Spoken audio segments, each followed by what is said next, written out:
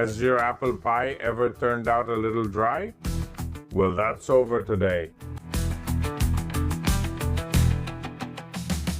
This apple pie is creamy on the inside, and you can't imagine how easy it is to make.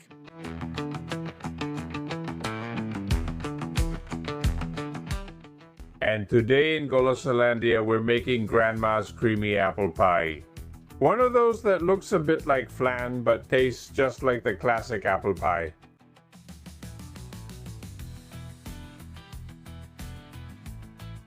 And let me warn you, this recipe is deceiving because it looks simple, but it has its trick.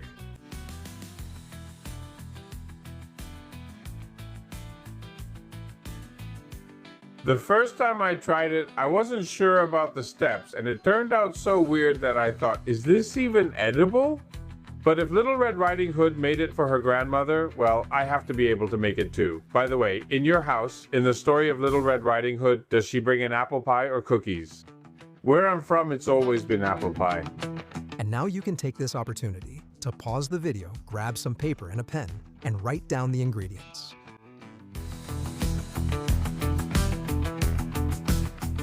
It's optional, but I recommend you take a spoonful of butter and heat it in the microwave for a few seconds so it melts, because I'll use it later.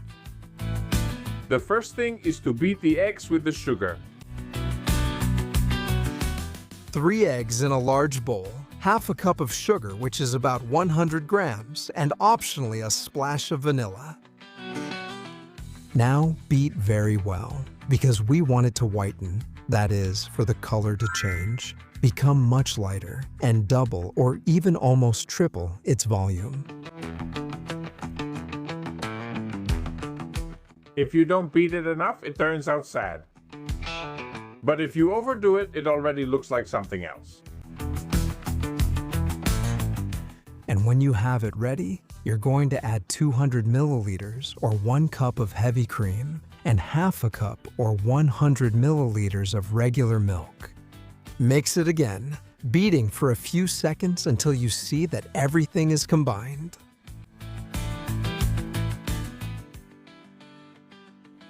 Now, It starts to talk seriously after dessert. As I explained to you before, you can add this liquid butter if you want to give it that extra creamy touch. Right here, we're going to add flour, 100 grams or 3/4 of a cup, and also a pinch of salt, which always enhances the flavors, even in sweets. And a tablespoon of baking powder, which is equivalent to 1 packet, about 15 or 16 grams. First, we mix with the machine turned off so the flour doesn't fly everywhere. And once it's moistened, you turn it on for a few seconds again to make sure there isn't a single lump left. It's that easy.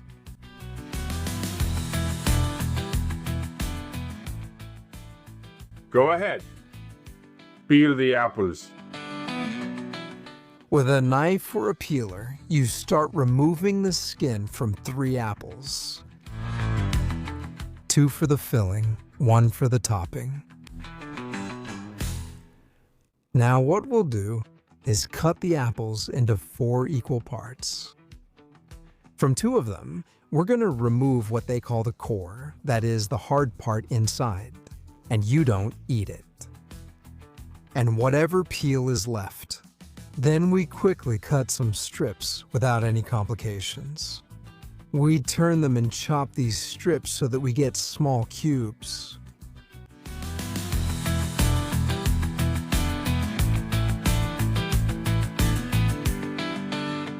And as my grandmother used to say, if you treat the apple with care, things turn out better. The other apple we'll cut into very, very thin slices. So again, a little bit of patience. The apple cubes go with the cream. So I'm going to use a spatula here, or you could also use a spoon to stir. And you simply pour all the apple cubes in. I like to do it at the last minute so it doesn't brown, because it tends to get softer. We give it a few stirs so that all the apple is evenly distributed throughout the mixture. And that's it. We're gonna pour this mixture into a mold, in my case, one that's 20 centimeters in diameter. And even though it's made of silicone, I like to grease it. I think that besides making it easier to remove from the mold, it also gives a little touch of flavor to the edge. Cream inside and the cake would be ready. But you know, we like that homemade touch and always look for something even better. So we take that other apple we had sliced and arranged the pieces so they look nice. Look, just by making a little circle, it already looks great. Then, I have the oven preheated to 180 degrees Celsius, 355 Fahrenheit. We put it in the lower middle area and heat it from above and from below. And in 40 or 50 minutes, it will be golden brown. This is the dangerous moment. When you say, I'll just look for a minute, by the time you noticed, 10 minutes had passed. I already have it ready.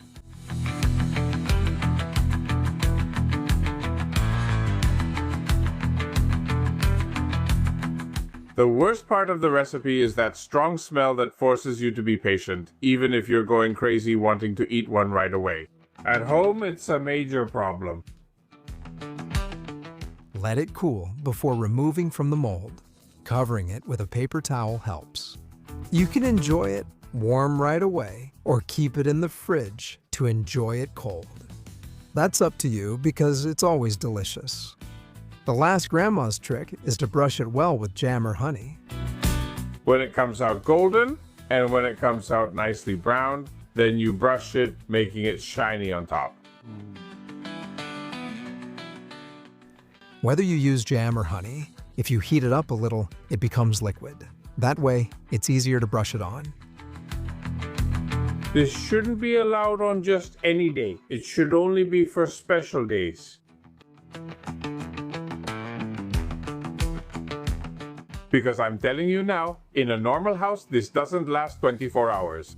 And there are no fights because you never know who ate that missing piece.